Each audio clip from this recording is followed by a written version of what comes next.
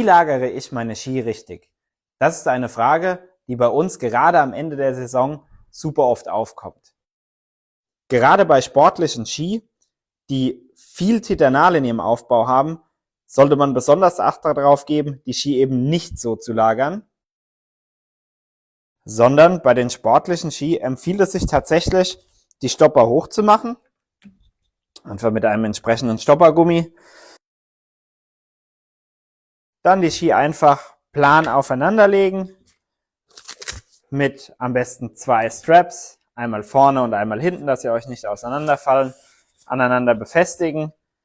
So stellt ihr sie am besten in einen trockenen Raum, am besten nicht im Skisack, dann bleibt die Vorspannung schön erhalten und das Ganze natürlich noch nach einem frischen Service. Zum Thema Service: Bei uns könnt ihr eure Ski noch bis zum 6.5. abgeben.